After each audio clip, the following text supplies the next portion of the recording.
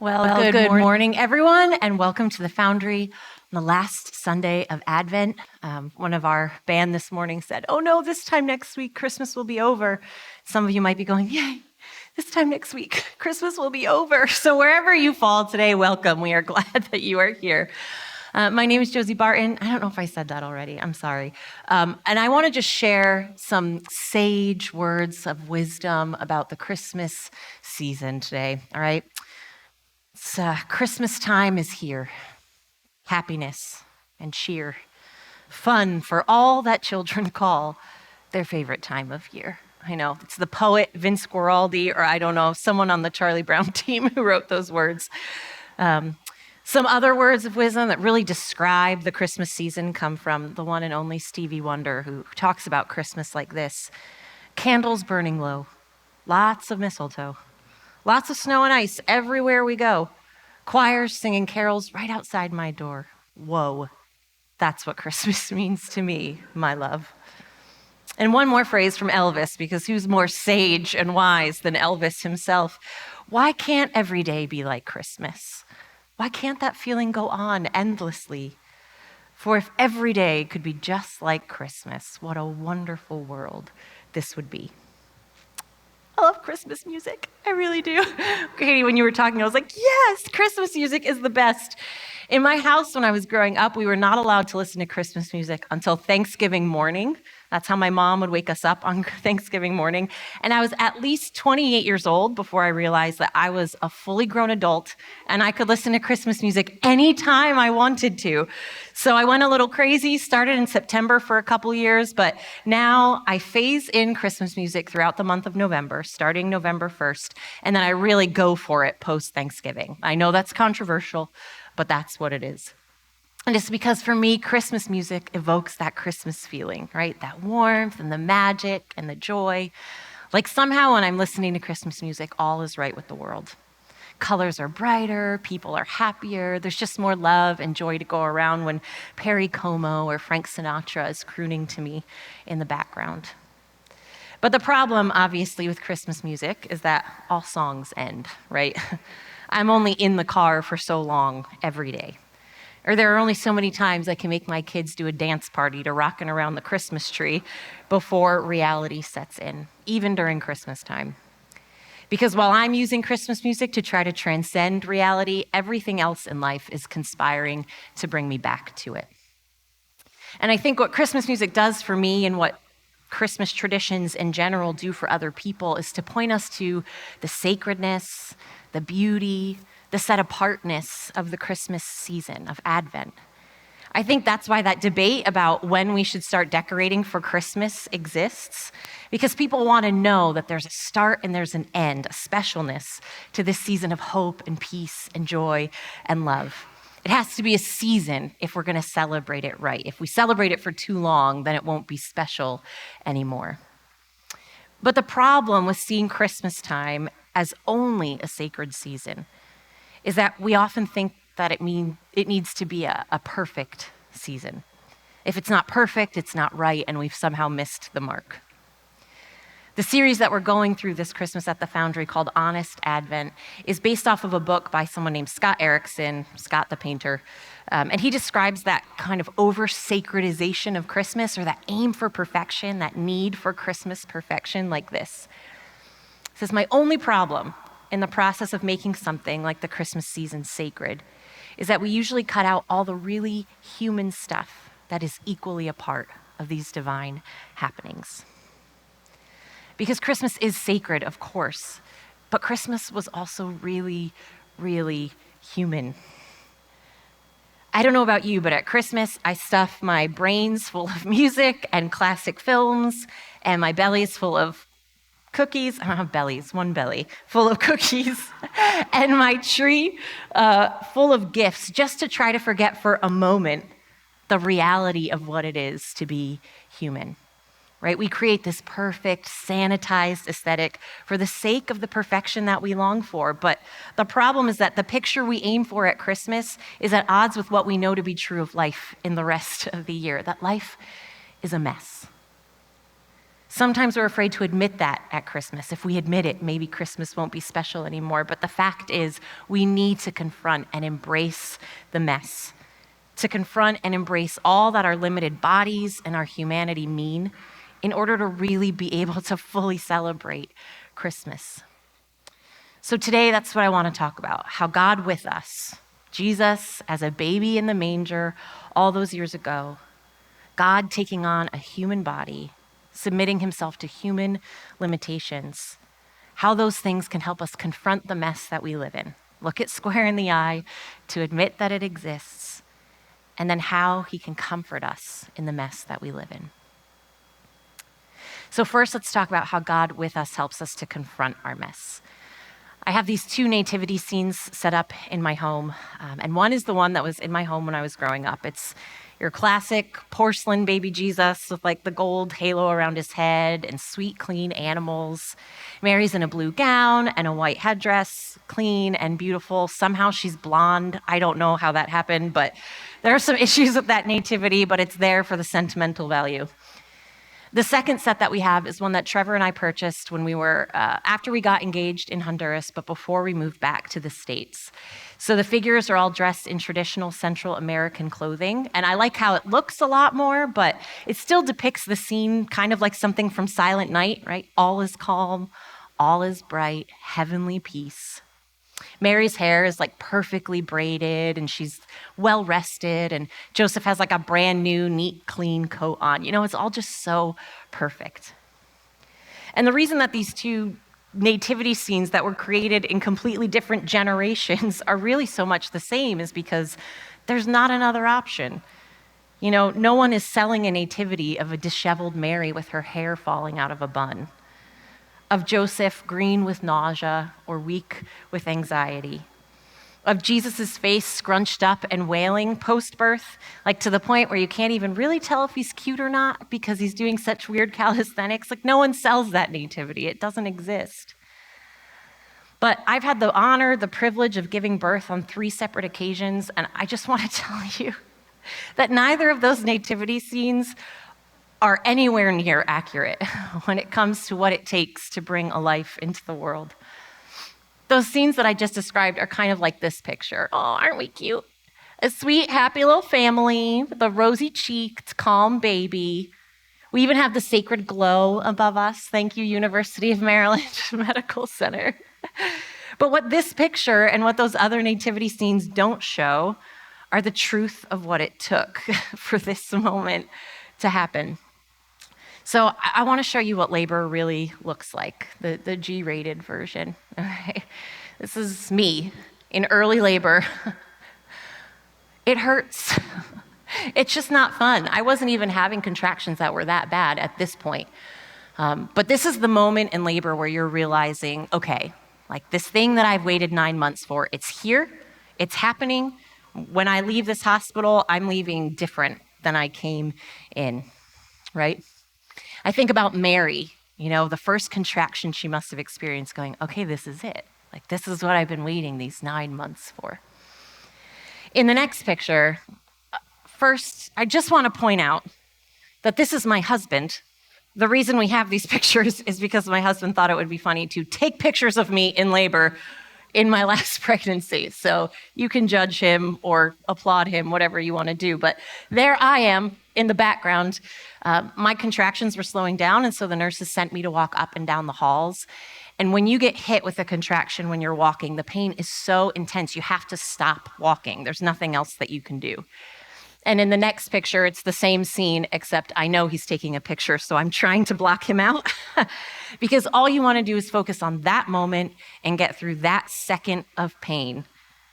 And when I imagine Mary in these moments, traditionally we imagine her already on the donkey, kind of like riding to Bethlehem, which is unlikely, but if that was the case, she probably told Joseph to stop. If she was having contractions on a donkey on a dirt road, they were stopping every couple minutes so that she wasn't feeling the pain even more. Or maybe she was with Joseph's family in Bethlehem, or they were walking around and she's stopping, leaning on people's houses, having contractions. It's not really a pleasant experience. And this is the early stuff. Here's the best part, the next picture. My husband, I get mad every time I look at this picture. But there I am. In the back behind Trevor's beard there, you can see this pink bucket. Right now, I'm in a period of labor called transition. And what happens in transition is you realize that there is no turning back. This is it. You're going to have this baby. This is my third labor. And the bucket's there because every time I'm in labor, when I get to this point, I feel like I'm going to throw up. The only way for that to not happen is for Trevor to take an ice cube and rub it across my head, but silently. He's not allowed to touch me otherwise or speak. Like, just silently rub the ice cube on my head and be done with it. And I think about Mary in her period of transition and how hard that must have been for her. She wasn't in a hospital with dim lights and ice cubes and a mattress and a pillow. This was not the experience that Mary was having. She was a teenage girl in her first pregnancy, having no idea what was to come. There was no WebMD, no what to expect when you're expecting. She had no idea. I'm not trying to be like vulgar or make anyone uncomfortable with any of those pictures, but just wanted to point out that the fact of the matter is that labor and birth are not pretty, and they're not quiet, and they're not sanitary. There's really very little dignity in it, especially when you're in the hospital. It's a mess. And that goop, right, that mess, that's true anytime anyone brings anything into existence. You don't have to have given birth to know that it's true. A friendship, a relationship, a marriage, an initiative, or a new business, anything that's being birthed or brought to life for the first time, it's a mess. And it's not just a mess for the birther, it's a mess for the birthie too. I mean, I think about my kids after they were born, they're covered in goop and blood, and there's lots of other gross things covering their sweet little baby bodies. It's not clean for anyone involved. And yet, it's what Jesus chose to go through so that he could be God with us. Not just God of us, not God above us, God with us. Scott Erickson says it like this: where our hope is found is not in an ideal vision that's so far removed from our reality, but in the very messy and scandalous participation of human weakness. The magic of Christmas is knowing that the saving Christ has always been in the muck with us and still is today. John chapter 1 says it like this. It's my favorite verse in the Bible. It says, "The Word became flesh and blood and moved into the neighborhood." The humanity that we're so often trying to overcome, the imperfection that we want to hide or sweep under the rug or pretend doesn't exist during this season, the nativity scene Christmas, that's the humanity that Jesus embraced, right? So that he could be with us. And if Jesus threw himself into our mess, like literally had himself birthed into our mess as a wailing, bloody, embodied newborn baby, then he can be trusted with that mess. I hope that's good news for you today, that God with us is comfortable with our mess, that he embraced it and that he chose it for our sakes. I hope it's good news that humanity isn't something we have to somehow overcome. It's just a part of who we are. And I hope it's good news because I bet that at least one point in this Christmas season, you've been faced with the fact that the perfect that you're aiming for just is not happening. In the past 2 weeks alone, in this church family and in the lives of other people I know, there's been unspeakable tragedy, horrific loss of life, debilitating illness. The mess hasn't stopped just because it's Christmas time. Which leads us to the second point, that the embodied God with us, Jesus in person, not only helps us confront the mess, but he can comfort us in our mess as well. Because the good news is that from that moment, that birth as a tiny baby, through the mess and into the mess, Jesus breathed. Breathing is the most fundamental part of being a human, isn't it? Every living being breathes. There might be nothing else that's the same, but everyone breathes. It's an absolute necessity. So Jesus did too. His lungs moved in and out unconsciously, intuitively for 33 years. So he breathed, that means that he lived. He actually lived a life. And if he lived, that means that he experienced every mess that humans experience. Not just the mess of the manger and the mess of his birth, but every single human mess that comes from living life. Maybe you'll resonate with one of these. The Bible tells us that Jesus experienced grief and loss and tragedy, right? One of his own best friends died, and we read in Luke that Jesus wept. Later on, his own cousin was beheaded. Now, this is the cousin who baptized Jesus when he started his ministry, who gave his entire life to prepare the rest of the world for Jesus' ministry. Every moment in Jesus' ministry that was major, his cousin was there for, and he was murdered.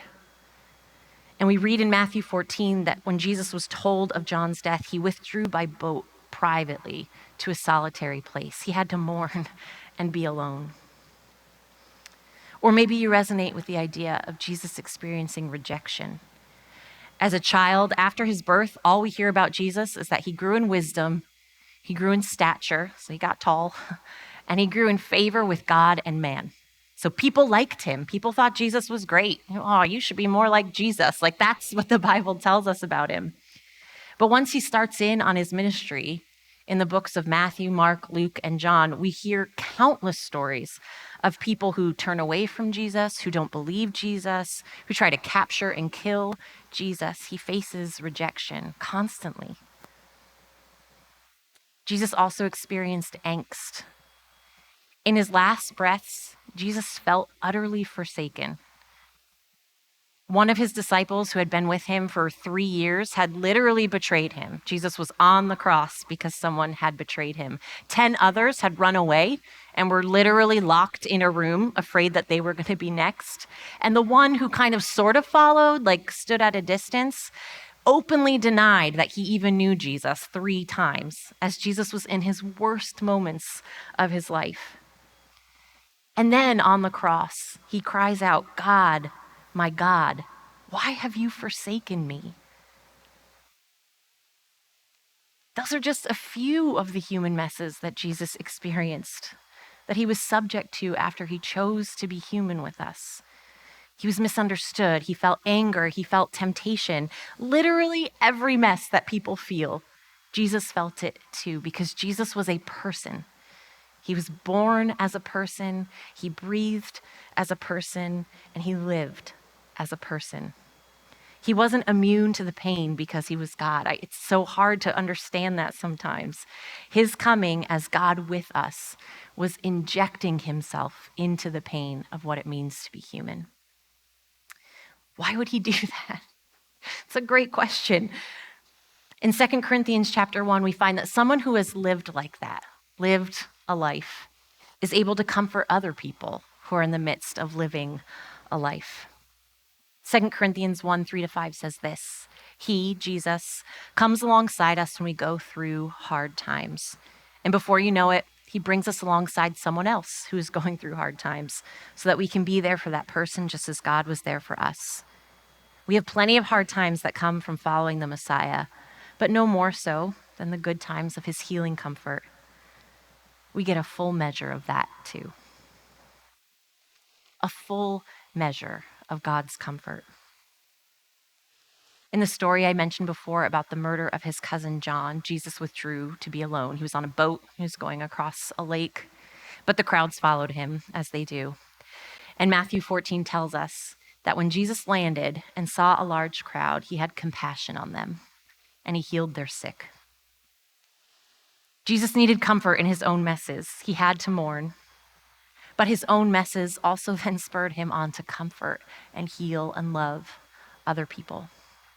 He's a God who breathed. Like Harry Potter was the boy who lived, Jesus is the God who breathed. He entered into our mess, the mess of living.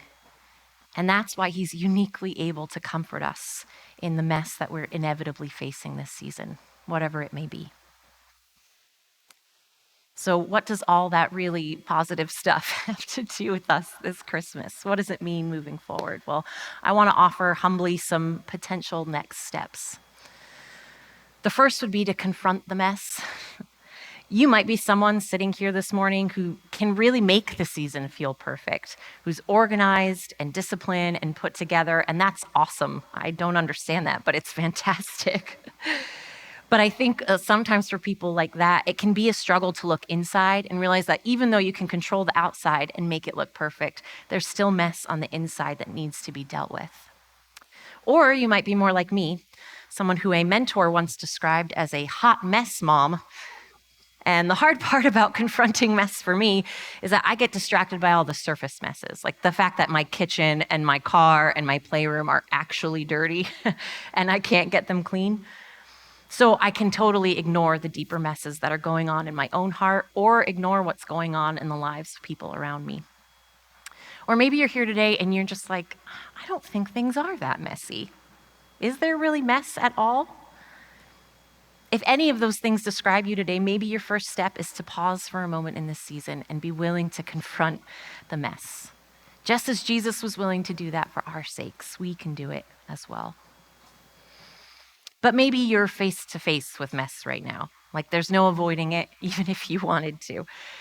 If that's you, first, I want to say that we here at the Foundry, we see you and we love you. We want to pray for you. We encourage you to accept the comfort that Jesus and others can offer you this season.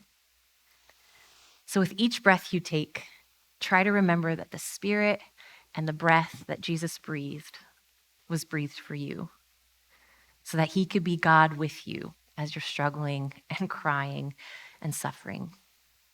Maybe that means listening to some music that brings you peace. That's typically what I do. Reading or searching out Bible verses that speak to your struggle. The Psalms would be a fantastic place to start. When Jesus cries out on the cross, my God, why have you forsaken me?" He's quoting Psalm chapter 22. The Psalms are the perfect mix of hope and honest despair. Maybe you need to take time to be alone like Jesus did, to breathe deeply and to recenter. And then we encourage you, please let others help you. Tell them that you're in the weeds and then accept the help that they offer. When Branch was in the NICU, I talk about this literally every time I speak, but I can't get away from it. When Branch was in the NICU, my sister hired a house cleaner for us. Just sent a house cleaner over to our house and had her clean the house once. Amber organized a babysitting list, so I knew where I was dropping off Abbott every day. I didn't even have to think about it, so I could go spend the day in the NICU. And it would have been, and I wanted to say no to those things because it felt too vulnerable to ask for that help. But sometimes just saying that yes, admitting that we need the comfort can be the hardest step. But if that's where you are today, I encourage you take that step this season. Or maybe you're in this last group. Maybe you're in a really great place this Christmas season, which is fantastic. That's so great. If that is you, we encourage you, just look around you, because there are people obviously who aren't in a great place this Christmas season, right? So who can you bless? Whose porch can you show up on with mac and cheese and a Sam's Club fruit platter? Whose kids can you pick up?